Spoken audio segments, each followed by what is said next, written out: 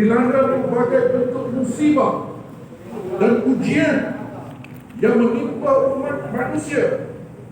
Ada yang diuji dengan positif COVID-19, diuji dengan musibah banjir, diuji dengan peperangan, pembunuhan, kehilangan harta benda dan insan-insan tersayang, sehingga menjejaskan sumber pendapatan dan sebagainya. Sebagai hamba Allah yang beriman dengan qada dan qadar, sudah semestinya kebergantungan kita hanya kepada Allah Subhanahu wa taala. Justru sifat sabar amat dituntut dalam menghadapi dan menguruskan segala ujian yang berikut. Malahan sifat syukur terhadap ujian itu juga memainkan peranan untuk menjadikan seorang itu mempunyai tahap keimanan yang luar biasa. Hadirin yang dirahmati Allah sekalian, sifat sabar dan syukur adalah sebahagian daripada nikmat Allah Subhanahu wa taala bagi manusia dalam menjalani kehidupan kita sehari-hari.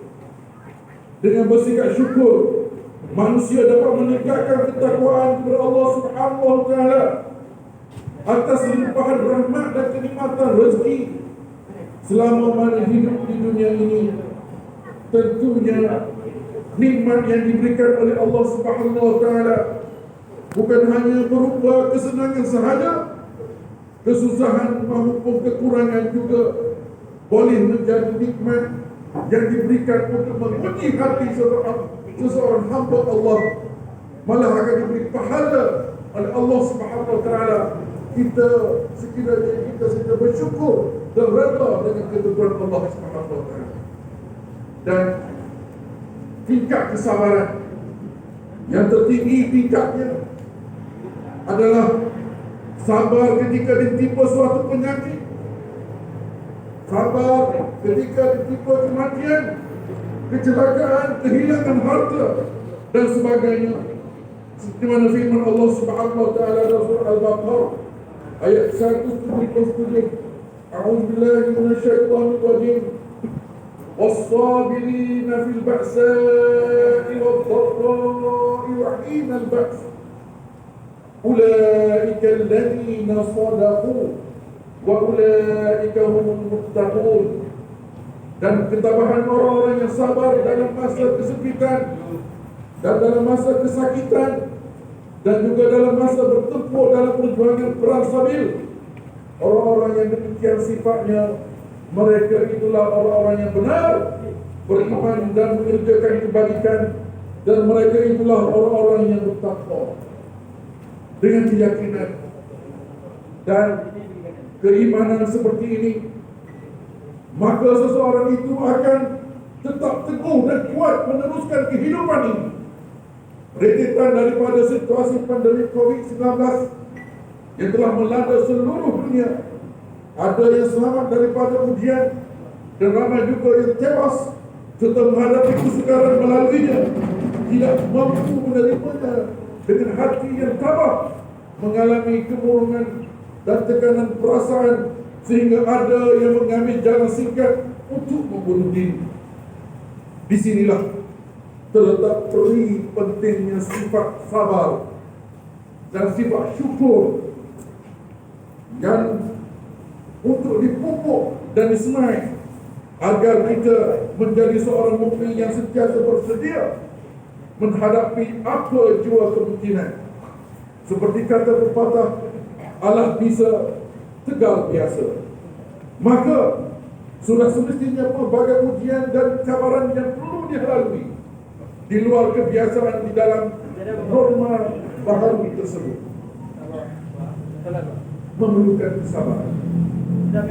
Memerlukan kesabaran yang tinggi agar kita tidak mudah berputus harap dengan janji-janji Allah Subhanahu wa taala yang sentiasa dekat dengan hamba-Nya. Allah Subhanahu wa taala menegaskan dalam surah Yusuf, A'udzubillahi minasyaitonir rajim, wa la tay'asu min rawhillah innahu la yay'asu min rawhillah billahi illa al-qawmul kafirin. Dan janganlah kamu berputus asa dari rahmat serta pertolongan Allah. Sesungguhnya tidak berputus asa dari rahmat dan pertolongan Allah itu melainkan kaum yang kafir. Muslimin yang dirahmati Allah sekalian, bersabar dalam ujian merupakan suatu perkara biasa dan hendaklah diperhatikan dalam kehidupan seharian kita sebagai seorang mukmin. Tetapi bersyukur dengan ujian yang menimpa dan terpilih untuk menghadapi ujian tersebut adalah satu perkara yang luar biasa yang perlu diwujudkan dalam diri kita di saat menghadapi kesukaran untuk hidup dalam norma baru pada hari ini. Hal ini kerana sifat syukur itulah yang akan membuat seseorang itu merasa tenang dan bahagia walaupun sedang diuji oleh Allah Subhanahu wa taala. Inilah yang dikatakan rahmat. Di sebalik ujian yang menimpa, itulah rahmat kepada kita. Allah bagi peluang kepada kita untuk kita menghapuskan dosa kita melalui ujian-ujian yang telah dihantar oleh Allah Subhanahu wa taala. Tapi sayangnya, sebahagian kita, segelintir daripada kita mengeluh tak puas hati dengan Allah Subhanahu wa taala. Mengeluh, kenapa aku jadi macam ni? Kenapa aku diuji? Kenapa rumah aku tergelap? Rumah orang lain tak tergelap? Kenapa aku sakit? Orang lain segar, begar, walaupun melanggar perintah Allah Subhanahu wa taala. Inilah ayat-ayat yang telah tidak berhati dengan Allah Subhanahu wa taala. Allah Subhanahu wa taala berfirman dalam surah Ibrahim ayat 7. A'udzu billahi minasyaitonir rajim. Wa idza ta'adzana rabbukum la in syakartum la azidannakum wa la in kafartum inna 'adzabi lasyadid. Dan ingatlah ketika Tuhan kamu beritahu, demi sesungguhnya jika kamu bersyukur, nescaya aku akan tambahi nikmatku kepada kamu. Dan demi sesungguhnya jika kamu kufur ingkar, sesungguhnya azabku amat keras. Satu kisah yang dinukilkan dalam kitab suci Al-Quran yang sepatutnya menjadi ibrah kepada kita, sepatutnya menjadi panduan dan tauladan kepada kita untuk menyedarkan diri kita. Kisah di mana Nabi Ayub alaihissalam baginda diuji dengan musibah yang amat berat, dijangkiti penyakit yang teruk 18 tahun lamanya, sehingga lemah seluruh tubuhnya, kesemua hartanya binasa, malah kehilangan seluruh ahli keluarga dia, termasuk anak-anaknya dan isteri-isterinya telah meninggalkannya, melainkan hanya seorang sahaja isteri yang setia, yang takwa kepada Allah Subhanahu wa taala, yang bernama Laya atau Rahmah, yang merupakan cucu Nabi Yusuf alaihissalam. Walaupun suaminya jatuh miskin, walaupun suaminya sakit dan dibenci serta dijauhi oleh semua orang, pun begitu istrinya yang bernama Rahmah dan Nabi Allah Ayub alaihissalam tidak mengeluh, tidak merungut, malah bersyukur dan tidak berputus asa, apatah lagi menyesal dengan nasib yang menimpa. Baginda tetap berfikir, baginda tetap memohon ampun kepada Allah Subhanahu wa taala, baginda tetap bersabar. Semangat Nabi Allah Ayub alaihissalam inilah yang perlu dijadikan contoh terbaik dalam situasi kita sekarang yang penuh dengan ujian dan cabaran hidup. Ini ujian kecil di sisi Allah Subhanahu wa taala. Ujian banjir besar kecil di sisi Allah.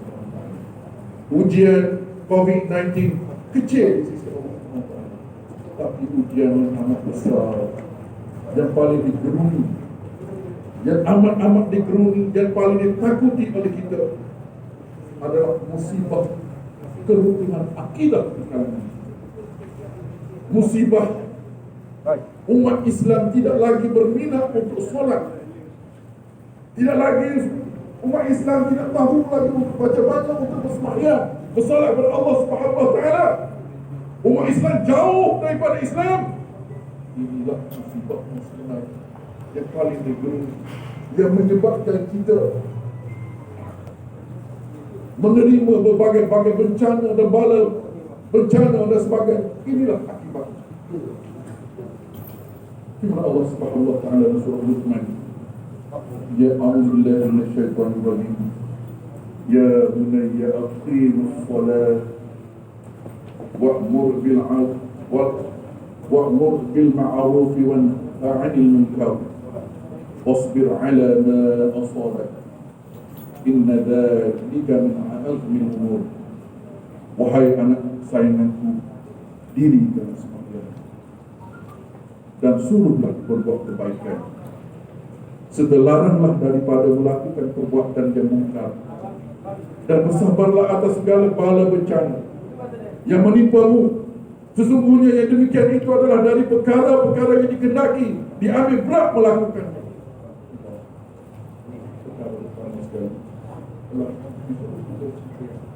Sekarang ini masyarakat Islam, anak-anak yang tidak solat hanya ditegur dengan perkara yang hanya remeh saja. Ya, abang tak solat ke? Kenapa tak solat? Itu gaya keluar pada ibu dan bapa. Kenapa tak solat? Malas dah tu. Itu yang ayat keluar. Oh, tak ada baju dah tu. Solat barang, solat adik, itu je lah. Itu yang diserukan kepada anak kita yang tidak solat. Dan itu yang utama. Tapi bila kita terima bencana, bala bencana, pada aku, kenapa aku tadi susah, tak boleh makan, tak boleh tidur, tak ada tempat tinggal, mengutuk Allah SWT. Sedangkan anak kita tidak salat, kita tidak mengutuk Allah SWT. Itu berlaku. Bala demi bala berlaku dalam masyarakat kita hari ini kerana perbuatan kita sendiri, kerana kita jauh daripada Allah SWT. Nak bagi masjid ni, masjid alam ni baru. Kami buat secara baik.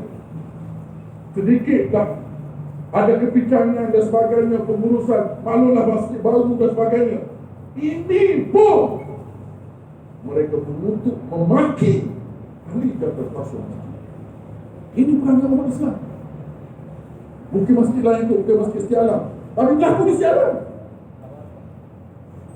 Tuan-tuan main ke sini, kereta kadang-kadang blok orang lain, menyusahkan orang lain, tak nak ikut SOP. Sepatutnya ikut SOP, tak nak ikut SOP, masuk dalam Bible dan sebagainya, mengata itu, mengata ini, mengutuk. Sedangkan kita nak buat perkara kebajikan, sedangkan kita nak mencari keadaan Allah Subhanahu wa taala. Ini kita melakukan dosa lain di samping kita datang ke rumah Allah untuk menghadap Allah Subhanahu wa taala. Sesungguhnya orang-orang yang beriman itu apabila ditimpa suatu musibah, lidahnya sering mengucapkan inna lillahi wa inna ilaihi raji'un. Sesungguhnya kami milik Allah dan kepadanya lah kami kembali.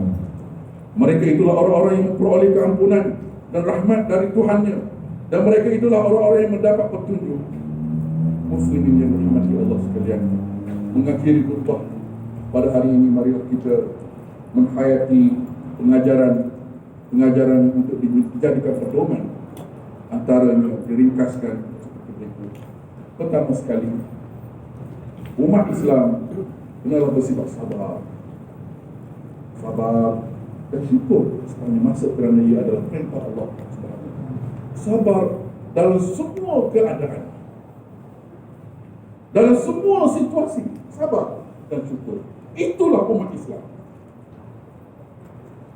Yang keduanya, kita mestilah mempertingkatkan sifat sabar dan syukur dalam menjalani kehidupan seharian kita dengan suasana norma baru yang pastinya penuh dengan ujian dan cabaran. Sekarang kita kadang-kadang tak tunjuk dari bentuk reaksi fizikal, tapi melalui mengutuk dan mengata, mencaut melalui media sosial, WhatsApp, Facebook dan sebagainya. Inilah golongan-golongan yang tidak sabar, golongan-golongan yang tidak terdidik dengan keimanan dan takwaan kepada Allah Subhanahu wa taala. Yang ketiga, umat Islam janganlah berputus asa dalam menghadapi apa jua keadaan sekalipun, kerana rahmat Allah itu sentiasa dikurniakan kepada hamba-Nya dan bersabar dan beriman kepada Allah. Kita kena ingat, dunia ini sebelum kita Allah jadi ciptakan manusia, Nabi Adam AS, untuk kita itu, dunia ini telah dihuni oleh orang lain. Bumi ini, dunia ini telah dihuni oleh orang lain. Oleh kerana mereka melakukan kerosakan di muka bumi, di dunia ini, Allah hapuskan mereka, Allah ganti dengan manusia, Allah hantar manusia. Kenapa? Allah hantar manusia hidup atas muka bumi ini dengan panduan, dengan pedoman, yaitu Al-Quran, dan diutuskan Nabi Muhammad sallallahu alaihi wasallam dan nabi-nabi sebelumnya untuk membimbing manusia supaya memilih jalan yang benar, supaya sabar dalam menghadapi ujian. Pasal kita ada dua saja, baik buruk. Takwa, buruk keburukan yang tidak takwa. Kenapa? Di akhirat nanti kita ada dua saja penempatan kita, syurga, neraka, itu je. Tak ada pilihan lain, hanya dua itu saja.